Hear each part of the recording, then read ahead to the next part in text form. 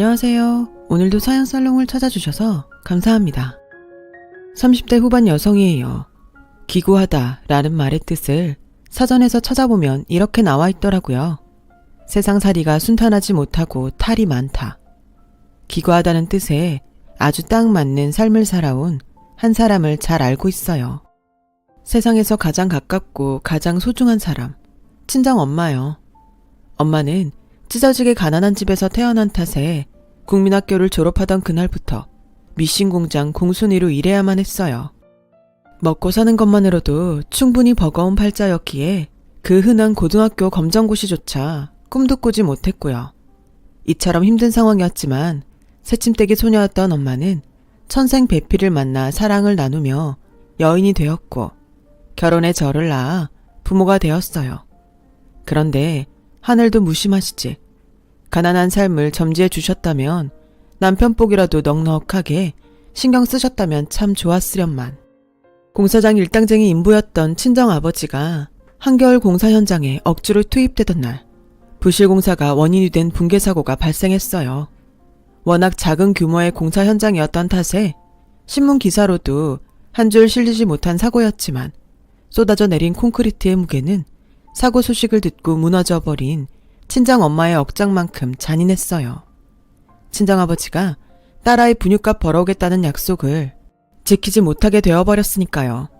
거기서 끝이 아니었어요. 더 큰 문제는 친정엄마에겐 시댁복까지 전혀 없었다는 것이었죠. 시댁인간들은 친정엄마가 잘 배우지 못한 탓에 서류에 어두운 사람이라는 점을 악용해 접근했고 친정엄마는 과부된 형수를 돕겠다던 그들의 말에 속아 도장 몇 번 잘못 찍었다가 아버지의 보험금과 보상금 전부를 빼앗긴 채로 쫓겨났거든요.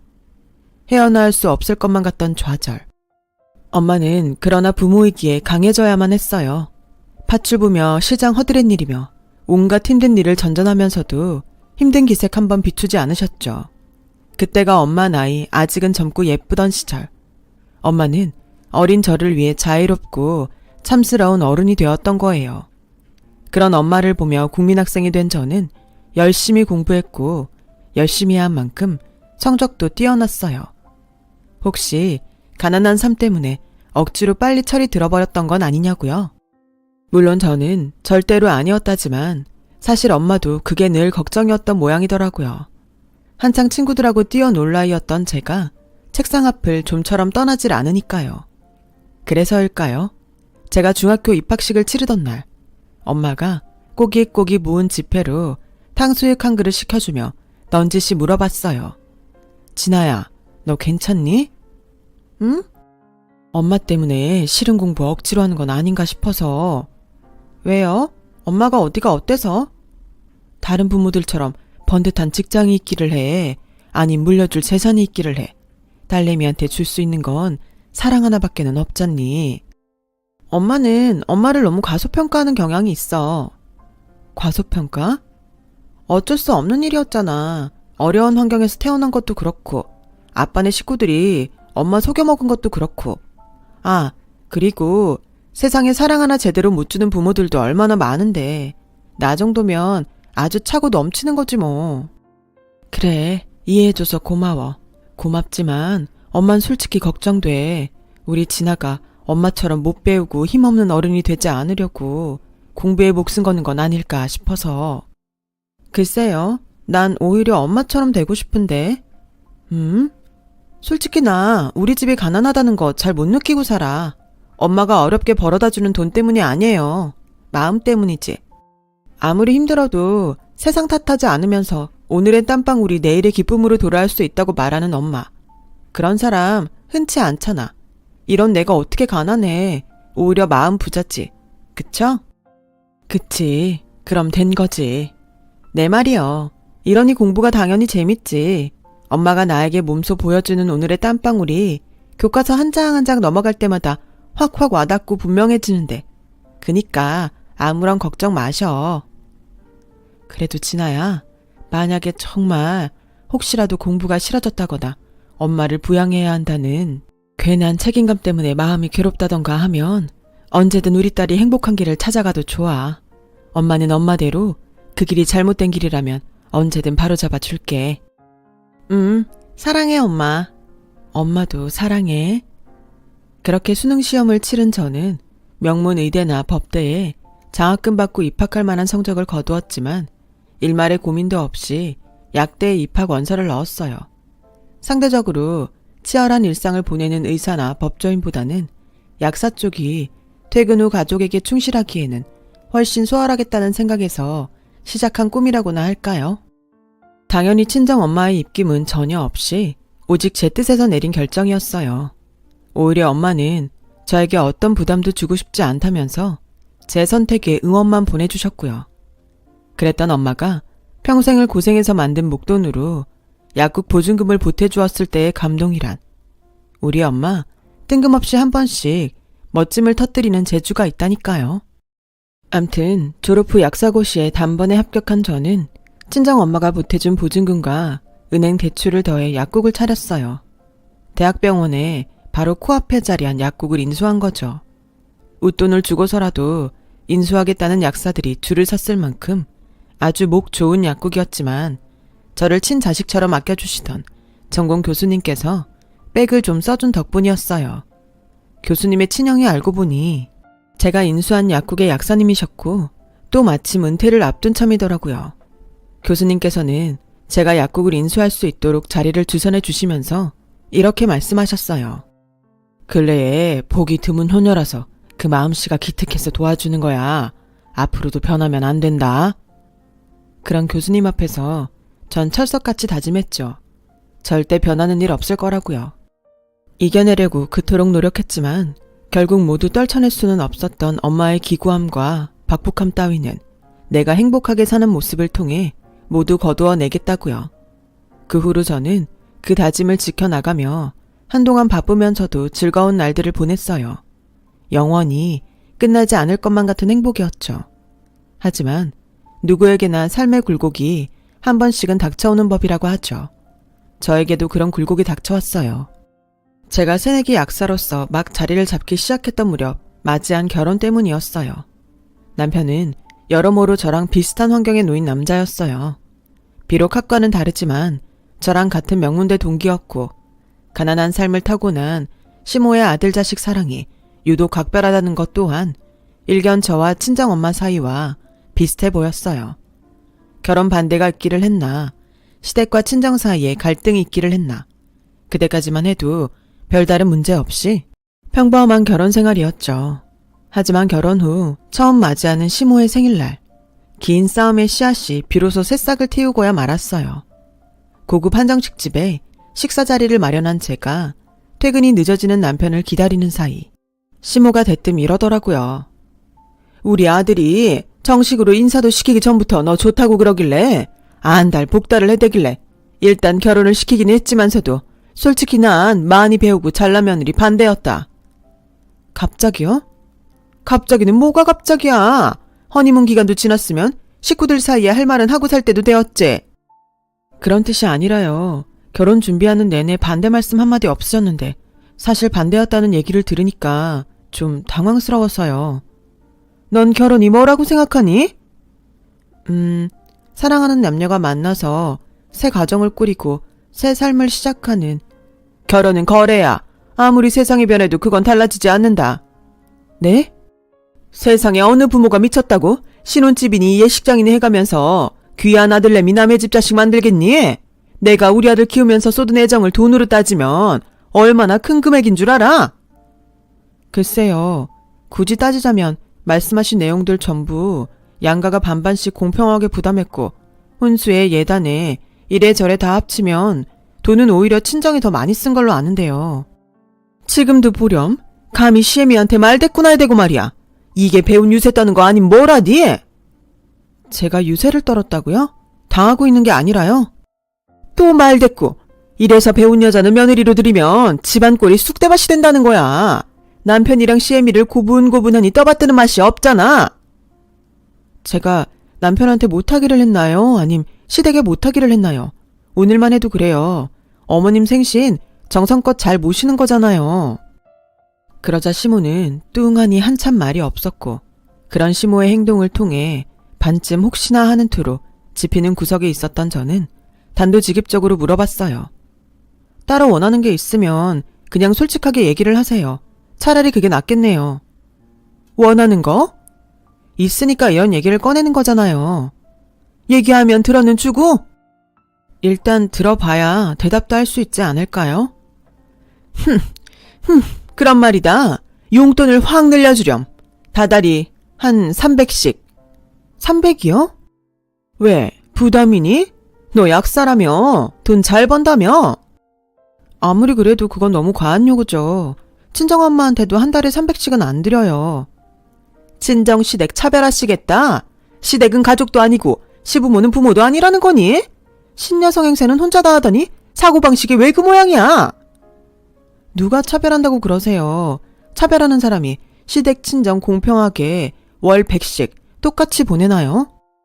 내가 아까 얘기했잖아. 우리 아들 키우면서 쏟은 애정을 돈으로 따지면 어마어마한 금액일 거라고. 그런 아들을 헐값에 데려갔으면 고개 숙이고 시댁에 눌러앉아 걸레질이나 하던가. 아님 며느리 된 값이라도 똑바로 치르던가.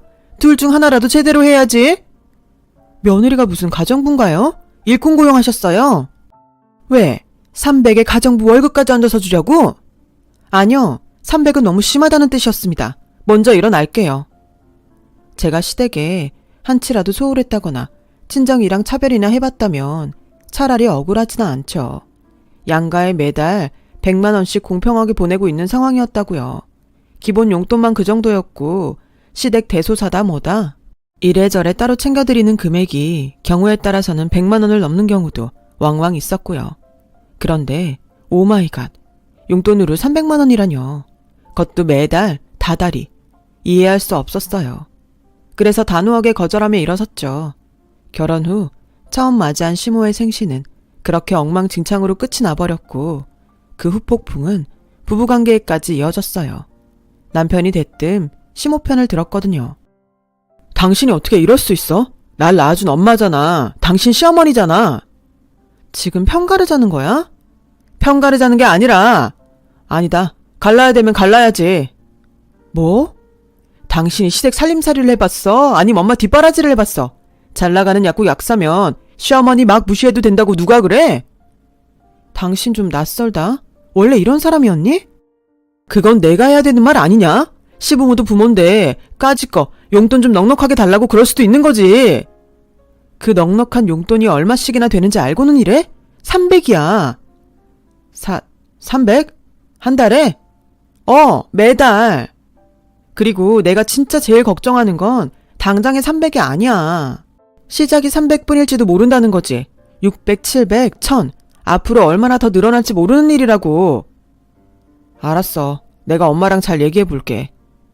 그렇게 남편은 한풀 꺾였고 남편이 시모랑 얘기를 잘했는지 한동안 잠잠한 시간이 흘러갔어요. 아니, 솔직히 불안불안한 시간들이었죠. 아니나 다를까 남편이 시모의 용돈 욕심을 한풀 꺾어 놓았다고만 믿고 있었는데 알고 보니 300을 시모에게 달마다 꼬박꼬박 갖다 바치고 있었더라고요. 그 무엇보다 제가 제일 기분이 나빴던 건 당신 미쳤어? 네가 이러고도 인간이야? 아, 미안해. 알았으니까 바가지 좀 그만 긁어라 좀. 그게 지금 미안한 사람 태도니? 미안하다고. 근데 나도 우리 부부를 위해서 어쩔 수 없어. 어쩔 수 없어? 어쩔 수 없어서 장모님 통장에 손을 대? 메꿔 놓을게. 내가 땡빚을 져서라도 그 돈 다 채워 놓는다. 됐냐? 메꾸는 건 당연히 메꾸는 거고 난 지금 당신 행동이 얼척없다는 거야. 그게 무슨 돈인지 엄마 이름으로 있는 통장을 내가 왜 직접 관리하고 있었는지 그걸 뻔히 아는 인간이. 그 통장에 들어간 돈 약국 개업할 때 보증금 보태준 엄마 돈 갚으려고 모아놨던 거잖아. 엄마가 온갖 험한 일 다 겪으면서 겨우겨우 모은 전재산 그거 돌려주고 싶어서 모았던 돈이잖아. 그래서 더 화가 나. 당신이 손댄 건 그냥 돈이 아니라 엄마의 희생이고 자식 사랑이니까. 제발 내 생각도 한 번만 좀 해주라. 오죽했으면 이랬겠냐고. 엄마가 그 돈 안 해주면 자식 며느리고 나발이고 평생 안 보고 살 작정이라고 하니까 어쩔 수 없었던 거지. 그깟 돈 때문에 부모 자식 연 끊을 순 없잖아. 용돈으로 그 많은 돈을 요구한 것부터가 잘못이라는 생각은 안 해? 그래서 뭐 어쩌라고. 당신한테야 피 한 방울 안 섞인 시모라지만 나한텐 친엄마고 이게 내 자식 노릇이야. 네가 니네 엄마한테 끔찍한 것처럼 나도 우리 엄마 없이도 못 산다고. 뭐? 니네 엄마? 너 말 참 예쁘게 한다. 그동안 내가 몰랐던 거니? 아니면 원래 그 모양이었던 거니? 야, 김진아. 내 이름 부르지 마. 우리 엄마가 지어주신 소중한 이름이야. 장모님 생각 눈꼽만큼도 안 하는 당신은 부를 자격 없어. 엄마 말이 맞았던 거네. 그치? 뭐? 엄마가 그러더라. 며느리는 좀 무식하고 어수룩하더라도 시키는 말이나 고분고분 잘 듣는 여자가 최고라고. 잘 배운 며느리 집안에 들여봤자 소란밖에는 안 난다고. 그래? 당신도 그렇게 생각하니? 그랬다면 난 당신을 처음부터 다시 생각해봐야 될지도 모르겠네. 무슨 뜻이야? 함부로 이혼이라도 하겠다는 거야? 뭐야? 생각해보자. 그 말을 끝으로 저는 짐을 챙겨 엄마 혼자 살고 있는 친정으로 향했어요. 처음에는 진짜로 생각할 시간이 필요해서였어요. 남편 그리고 시모와의 관계에 대해서요. 물론 이혼이라는 경우의 수를 완전히 배제하지는 않았죠.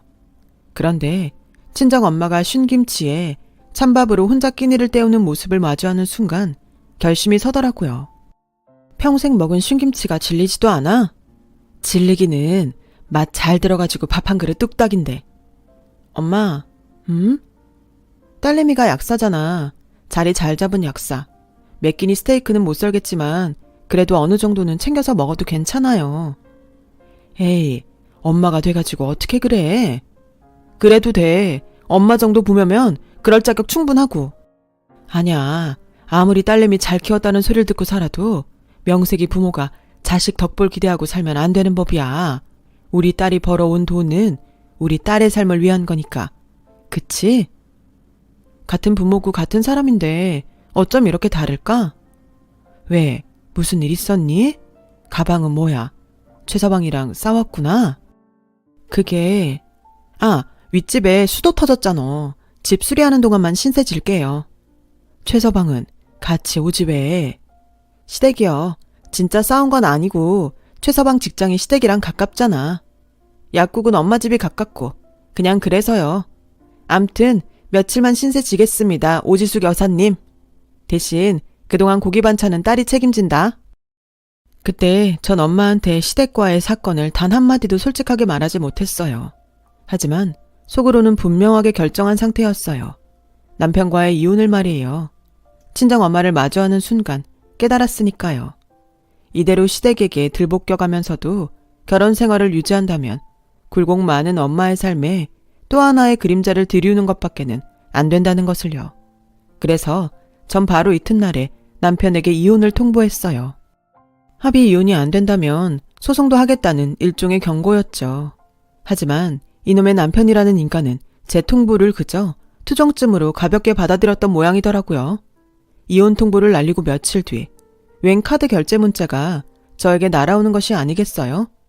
그 문자들은 남편이 가지고 다니던 가족카드로 여행이 예약되었다는 내용들이었고 황당한 저는 남편에게 쫓아가 따졌죠. 우리 곱게 헤어져? 사랑하는데 어쩔 수 없이 이혼하는 거야? 아니잖아. 근데 제주도 여행, 이판국에 이별 여행이라도 다녀오자는 거니? 무슨 이혼을 번갯불에 콩 볶아 먹듯 쉽게 결정하냐? 쉬워? 내가 지금 쉽게 얘기하는 걸로 보여? 그렇다면 착각인데. 알았으니까 같이 엄마 모시고 바람이나 좀 쐬러 다녀오자고. 하나만 물어보자. 통장에 손 댔을 때도 그렇고 지금도 그렇고 당신 생각이야? 아님 당신 엄마 생각이야? 사실은 엄마가 특별히 부탁했어. 경치 좋은 데서 고부간에 쌓였던 앙금도 좀 풀 겸 우애도 다질 겸. 앙금 풀고 우애 다져서 뭐하게? 그 다음엔 용돈 얘기 다시 원점 아냐? 그리고 왜 그렇게 엄마 말이라면 죽고 못 살아? 지금 이 상황이 제정신 아니라는 것 정도도 파악 안 될 만큼? 시모와의 사건을 겪으며 저는 늘 그게 궁금했어요. 남편은 나름 명문대까지 나온 사람이고 평소에도 별 다른 문제는 보인 적 없으면서 왜 사사건건 시모 얘기만 나오면 세상 멍충이가 되어버릴까 싶어서요. 남편이 엄마니까 엄마라서 다 생각이 있어서 그러시는 거겠지. 엄마라면 그저 무조건 믿는 거야? 지금 이 상황 사리 분별 하나도 제대로 안 될 만큼? 설마 엄마가 틀린 말 하려고. 방금 그 말이 전부 진심이라면 나 참 수치스럽다. 이런 마마보이를 내가 남편으로 골랐었구나 싶어서. 여보, 진짜 1억이야? 엄마가, 어른이 큰맘 먹고 여행까지 주선했으면 얌전히 따라올 줄도 알아야지. 진짜 이래야겠어. 아니, 꼭 반드시 이혼해야겠어. 아이씨. 어머, 하다 욕까지 다 하네. 왜? 내 입에서도 온갖 쌍욕 다 나올 수 있다는 것도 보여줘? 그렇게 대꾸한 제가 한바탕 쏘아붙이려던 순간 대학병원에 근무하는 지인으로부터 연락이 왔어요. 엄마가 응급실에 실려왔다더라고요. 이후로는 솔직히 기억이 잘 나지 않아요. 경황 없이 응급실에 도착해보니 친정엄마는 MRI를 찍는 중이었고 의사로부터 계단을 헛디딘 엄마가 머리부터 추락한 것 같다는 소식을 전해 들었어요. 뇌출혈 수술 날짜를 받았다는 것 정도만, 그것도 부서진 거울 파편처럼 드문드문 머릿속에 남겨져 있을 뿐이었죠. 확실한 기억은 링거를 맞으며 깊게 잠든 엄마의 손을 꼭 부여잡으며 살아주셔서 감사하다는 말만 속으로 밤새 되새겼다는 것 밖에는 없을 정도로 큰 충격이었어요. 다행히도 위태롭던 며칠이 고맙게도 무탈하게 흘러갔고 뇌압이 떨어져준 덕분에 친정엄마는 예정대로 수술대로 오르게 되었어요. 그날 저는 아침 일찍 친정에 들러 엄마의 짐을 챙겨 나오던 길에 대문 밖에 차를 대놓고 서성이고 있던 남편과 마주쳤어요. 저는 그제서야 이 인간들이 내 세상에 존재는 했었지 싶더라고요. 그러거나 말거나 남편은 말없이 희끗 웃어 보이더니 저를 차에 태우려고 했어요. 당연히 거절했죠. 바쁘니까 오늘은 그냥 가. 아니다. 앞으로 할 얘기 있으면 서면으로 해. 얼굴 마주볼 사이 아니잖아 우리. 이런 상황에서도 고집은. 이런 상황 뭐 그때나 지금이나 달라진 거 하나도 없어. 오늘 장모님 수술이라며. 같이 가. 엄마가 병원까지 태워오래. 됐거든? 택시 타고 가면 돼. 시어머니 말 좀 들어라 좀. 아직 이혼 성사된 거 아니잖아. 도장 찍기 전까진 어찌됐건 우린 부부고 사위 얼굴이라도 비춰야 장모님 마음 편히 수술방 들어가시지. 당신이 언제부터 사위였어? 니네 엄마라며. 그때 시모가 남편에게 전화를 걸어왔어요.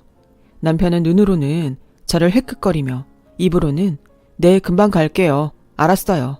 하는 말만 연거푸 되풀이하더니 전화를 끊기 무섭게 가슴 철렁한 소식을 전했어요. 얼른 병원 가보자. 장모님 상태 안 좋아지셨대. 내가 그렇게 만만해? 우스워? 한 번 속지 두 번은 안 속아. 엄마 지금 병원에 계셔. 장모님 옆에. 그렇게 저는 당장 급한 대로 남편의 차를 타고 출발했어요. 그날따라 차는 왜 이렇게도 막혀대는지 병원으로 향하는 1분 1초가 지옥 같은 시간이었는데 남편의 차가 병원을 그냥 지나쳐버리는 게 아니겠어요? 그 순간 제 가슴은 또 한 번 내려앉았죠. 당했구나. 무슨 짓이야? 차 세워. 당신이야말로 무슨 짓이야? 오늘이 어떤 날인지 잊었어? 엄마랑 제주도 여행 가기로 한 날이잖아. 이런 개새끼가? 적당히 좀 해. 수술 네가 하냐? 의사들이 어련히 알아서 잘 살려놓겠지. 정 안 되면 그건 하늘의 뜻인 거고. 사실 시모의 전화는 공항에서 기다리고 있으니 저를 얼른 데리고 오라는 전화였고 신랑은 엄마가 위독하다는 소식인 척 저를 기만해서 억지로 차에 태워 출발했던 거죠.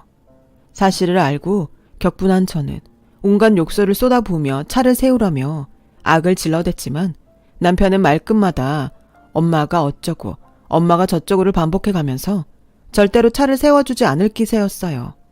이대로 공항까지 끌려간다면 친정엄마 혼자 차가운 수술방에 들어가야 할지도 모르는 상황이었죠. 이렇게 한다고 우리 사이가 복구될 수 있을 것 같아? 시모한테 매달 300만 원씩 꼬박꼬박 상납해 가면서? 얌전히 있어. 차 사고 나서 니네 엄마보다 먼저 삼도천 건너기 싫으면. 아니, 그렇게는 못하지. 그쪽 모자한테 더 이상은 못 놀아나지. 그렇게 차창 밖으로 몸을 반쯤 내민 제가 온 힘을 쥐어짜 외쳤어요. 사람 살려요. 그렇게 몇 차례 제가 절규하듯 간절하게 외쳐대는 사이 그 난동에 하나둘 시선이 끌린 행인들과 신호 대기 중이던 차의 차주분들이 다가와 조수석 문을 열어주었거든요. 덕분에 저는 차에서 내릴 수 있었고 두고 봐. 오늘은 급해서 그냥 일단 가지만 언젠가는 반드시 대가를 치르게 해줄 테니까.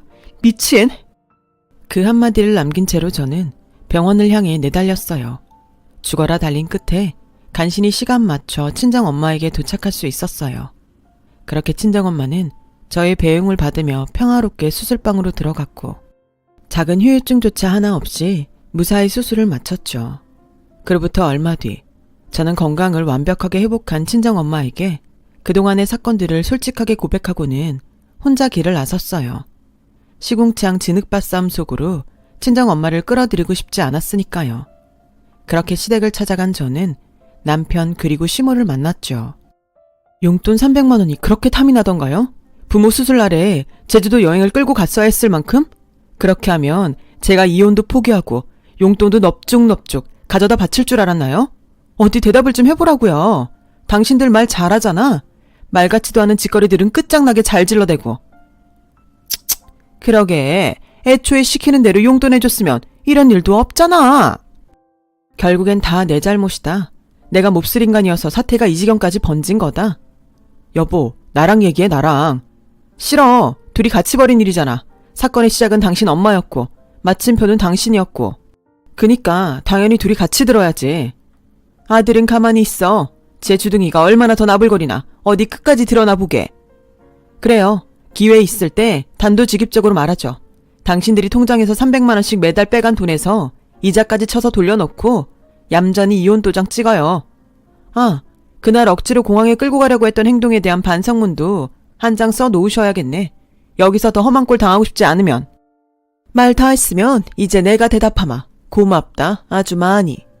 고맙다고요? 그동안 300씩 보내준 돈으로 비싼 변호사를 살 거거든. 기왕지사 귀한 아들 이혼남 만들게 생긴 거 위자료라도 단단히 챙겨 받아야 죽어서라도 한이 없을 것 같아서 말이야. 매번 드는 생각인데요. 그쪽 식구들은 착각의 집안 내력인가? 비싼 변호사 산다고 해서 당신들이 벌인 사악한 행동들이 묻힐까요? 이혼 귀책 사유를 내가 뒤집어 쓰는 일이 생길까요? 쉽지 않겠지. 그래서 비싼 변호사라고 강조한 거 아니겠니? 승률 좋은 로펌에 맡길 예정이야. 뭐 알지도 못하면서 잘난 척은? 그 순간 어디 한번 싸워봅시다 하는 익숙한 목소리와 함께 한 여인이 정장 차림의 낯선 남자 하나를 대동하고 나타났어요. 그 여인은 엄마? 아니 엄마가 여긴 어떻게 알고? 부모가 괜히 부모게. 딸 자식 어디서 뭐하고 있겠구나. 눈 감아도 훤히 보이니까 부모지. 마침 잘 오셨네요, 사부인. 그쪽 딸아이가 우리 아들 이혼남 만들려고 아주 작정을 한 모양인데 이참에 재산 분할이랑 위자료에 대해서 오붓하게 대화를 나눠볼까요? 신경 쓰지 마, 엄마. 저 사람들 제정신 아니야. 딸, 응? 부모가 부모인 두 번째 이유가 뭔지 아니? 바로 이래서야. 저를 다독이듯 이야기한 친정엄마는 곧장 시무를 향해 돌아섰고 제가 본 엄마의 모습 중 처음 단호한 모습으로 말을 이어갔어요. 남편 허망하게 보내고 시댁인간들한테 뒤통수까지 맞으면서 쫓겨났던 날 내가 무슨 생각을 했게요? 사랑하는 우리 진아한테만큼은 이런 일 없도록 지켜주겠다.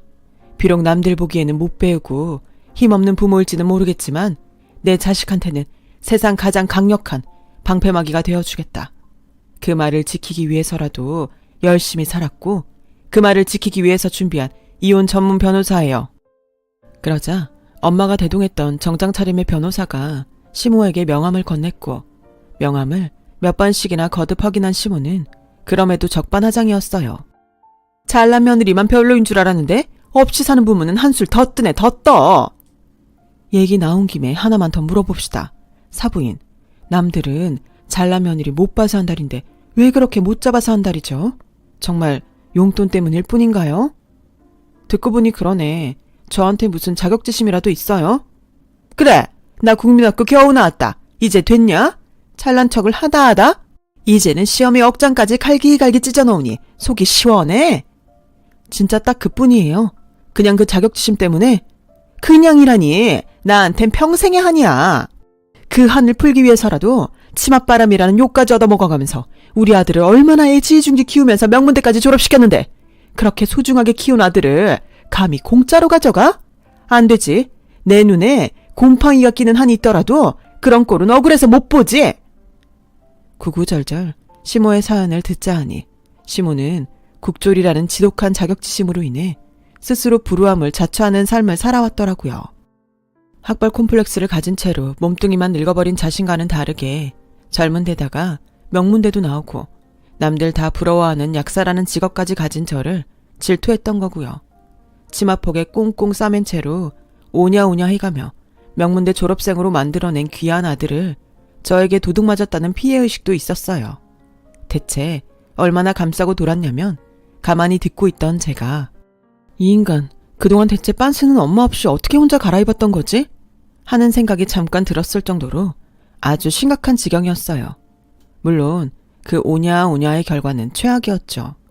시모의 한마디에 사리 분별 상실한 채로 꿈뻑 죽어나가는 마마보이 남편을 낳았고 저에게는 용돈 300만 원이라는 일종의 보상심리로 작용한 셈이었거든요. 네, 사연은 잘 알겠네요. 근데 아무리 그래도 잘못은 잘못이죠. 어머님과 완벽하게 반대되는 훌륭한 사람을 나는 세상 누구보다 잘 알고 있으니까요. 우리 엄마요. 우리 엄마도 국민학교밖에 못 나왔어요. 하루라도 일손 놓으면 바로 다음날 끼니가 끊길 만큼 어려웠으니까요. 그래도 우리 엄마는 당신과는 달랐어요. 나한테 줄 수 있는 거라고는 사랑 딱 하나밖에는 없었지만 몸가짐 하나하나 모범을 보여가면서 딸 자식 잘 키워냈고 당신은 그놈의 자격지심 때문에 아들 자식 망쳤고 말 조심해. 내 아들이 어디가 어때서? 어디가 어떻긴요. 엄마 꼭두각시지. 이쯤에서 결론 짓죠. 이혼 합니다. 위자료랑 재산 분할 능력껏 노려보세요 어디. 물론 쉽게 당해주지는 않겠지만 그리고 당신은 평생 죄책감 품고 평생 책임지면서 살아야 돼요. 왜? 아들 자식 마마보이 된 거 그거 다 당신 잘못이고 당신 책임이니까. 그게 어떻게 내 잘못이야? 자식 사랑이 어떻게 잘못이고 죄가 돼? 잘못된 방식의 사랑은 때로는 죄가 될 수도 있어요. 삶의 아쉬움과 서러움을 자식을 통해 억지로 대리만족하려다가 이 사달을 내버린 당신처럼. 그게 당신과 우리 엄마의 결정적인 차이고요. 그 말을 끝으로 저와 친정엄마는 시댁과의 관계를 영원히 끊었어요. 이후 엄마가 준비한 변호사의 활약 덕분에 이혼 소송에서 완벽하게 승소했죠. 이혼의 모든 기책사유가 남편과 특히 시모에게 있었으니 위자료도 당연히 제가 받는 쪽으로 결정이 났습니다. 재산 분할에도 100원 하나 손해보지 않았고요. 용돈 300만 원을 요구했던 시모가 거꾸로 저에게 매달 큰 위자료를 지급해야 하는 역설적인 상황이 되었다고나 할까요? 한편 이혼 승소 판결을 받아든 친정엄마는 한박 웃음을 지으며 아주 크게 기뻐하셨어요. 제가 장난 반쯤 섞어 딸내미 이혼녀 됐는데 한박 웃음까지 짓냐고 물었는데 돌아온 엄마의 대답이 참 멋지더라고요. 이 세상에 흠없는 사람이 어디 있겠니? 다들 가슴에 흉터 하나씩은 품고 살지. 중요한 건 흉터를 어떻게 이겨내고 앞으로 어떤 모습으로 살아가느냐 하는 거 아닐까? 같은 상처를 가지고 있었지만 완벽하게 결말을 맞이한 나랑 그 여자의 차이처럼. 그러니 진아야, 그 사람들이 너를 핥히고 지나간 상처는 알아요, 엄마. 그리고 약속해요. 상처와 관계없이 잘 살아볼 거예요. 엄마의 말씀대로 씩씩하게 잘 살아보려고 합니다. 엄마, 고맙습니다. 제 이야기는 여기까지입니다. 들어주셔서 감사해요. 오늘도 건강하시고 희망찬 하루 되세요. 여러분, 사연 댓글에 응원과 현명한 조언 부탁드려요. 좋아요와 구독은 저에게 큰 힘이 됩니다. 오늘도 좋은 일 가득하세요.